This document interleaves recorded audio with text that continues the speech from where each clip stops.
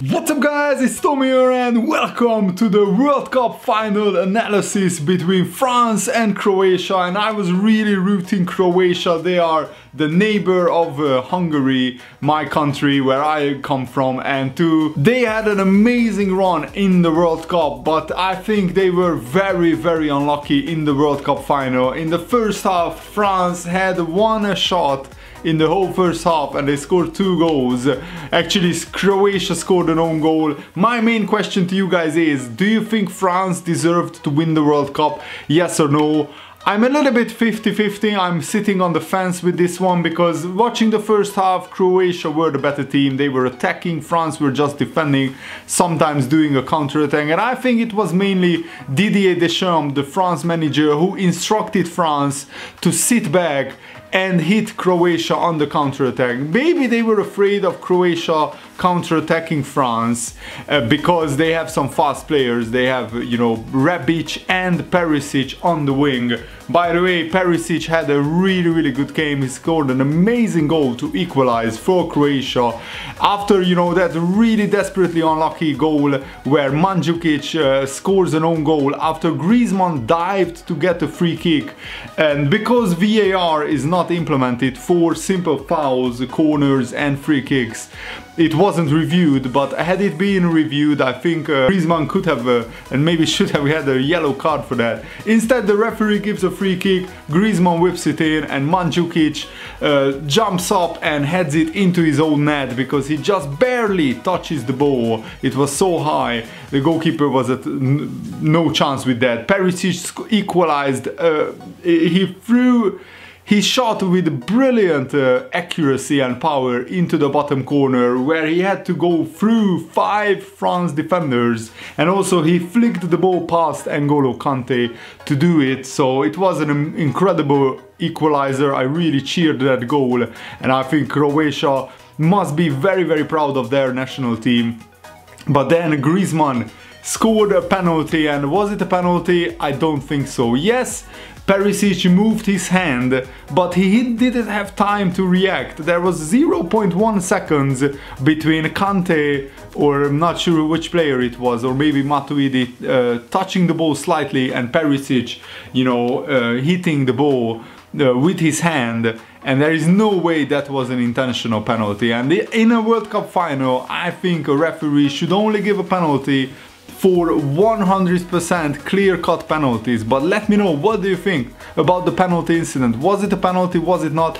VAR in the end instructed the referee to review the footage, and you shouldn't blame VAR for this because VAR didn't make the decision. VAR just said to the referee, take a look at this incident, and then the referee himself decides whether it's a penalty or not. And before he even decided it, I was saying to my girlfriend, I watched the match with her, that some penalties are given by referees for these kind of decisions, some penalties are not. And this is what is so annoying about referees, the inconsistency, that some rules are subjective to interpretation. And this is my major problem, that even with VAR in a World Cup final you can get a penalty for something like this. There is no way Perisic saw the ball and could react in time for it to touch it with his hand. There is absolutely no way that was intentional. And I think Croatia got heavily punished because at the moment of the penalty, Croatia were actually much the better team. They were attacking France, wave after wave of attacks, and France just held on. And without creating anything. But France scored the second goal, and of course in the second half France will always be the fresher team. They have one more day to rest, and also Croatia played 3 games in a row where it went to extra time. 2 of them went to penalties actually, against Denmark and against Russia. Croatia went through on penalties, and against England they went through in extra time. So the Croatia legs were very tired, and Pogba scored a very good goal, I have to say. And Pogba is a completely different player in a France shirt than he is in a Man United shirt, and I think that's down to Mourinho's tactics, because Pogba looks like a world-class midfielder in a France shirt. I was very impressed with him in the whole World Cup, to be honest. Mbappe another superstar is born. He is the first teenager to score in a World Cup final since Pelé scored in 1958. And also, it's 48 years since a team scored 4 goals in a World Cup final. That's also 2 amazing statistics just to throw in there. And Mbappe will be a big superstar. Will he reach the level of Cristiano Ronaldo and Lionel Messi? That will depend on the hunger that Mbappe has for success, because he achieved something that many footballers only dream about, and many footballers think that the pinnacle of your career is winning a World Cup, but Mbappe already achieved that at 19 years old by scoring also in a World Cup final, and I think Mbappe will be a superstar. It's just how much he wants to win trophies and titles and keep improving year in, year out.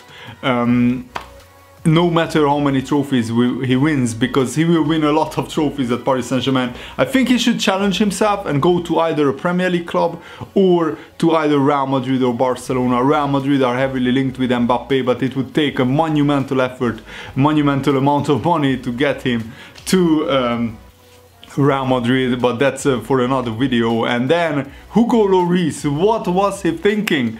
He actually gifted the ball to Mandzukic, who probably deserved to score after scoring an own goal, which was heartbreaking for him. So Mandzukic becomes only the 5th player in football history to score in both a World Cup and a European Cup Champions League final. Gerd Müller, Zinedine Zidane, Mandzukic, and 2 of my fellow Hungarians, Ferenc Puskás and Zoltán Czibor. These are the 5 players in world football history who scored in both a World Cup and a Champions League final. That is amazing statistic for you guys as well. And after the 4-2, France again sit back and hit Croatia on the counter-attack, who were on their knees. They were so tired, out of breath at times, and I really felt sorry for Croatia, because if it wasn't for the own goal and the penalty, this would have been an even game. And who knows, Croatia, if they take more of their chances, they could have easily won this World Cup final. So I think they should be very proud of their team. Huge congratulations to France for winning the World Cup. I think in the second half they were the better team, and overall they have been one of the best teams in the whole World Cup tournament. And you don't really need to play well in the World Cup final. All you need is just the result. This is the one game in world football, and most finals are like this, where you don't really care about how you win it, but as long as you do, you are happy. So congratulations to France. And I think they can play a lot better, and I think if France get a different manager, maybe very soon, I'm not sure if Deschamps will stay on after the World Cup, but if they get a better manager who is more attack-minded, I think this France team could play a lot better, a lot more attractive football. On the other hand, Croatia, I think this is their absolute golden generation, and it's such a shame that they couldn't crown it with a World Cup victory, because otherwise they have done almost the perfect World Cup tournament. They beat Argentina 3-0. I think that's where they really believed that they could win the World Cup, because to beat one of the favorites, one of the contenders with Lionel Messi in their team 3-0 in a World Cup final is absolutely amazing, out of this world. So huge congratulations to Croatia. They did an amazing run. They knocked out, you know, Russia, the hosts, Denmark on penalties. Subasic, some people are criticizing the Croatia goalkeeper for not diving for the 3rd and 4th France goal, but I don't really agree. They were both shots where he was unsighted, and by the time he saw the ball, it was almost past him.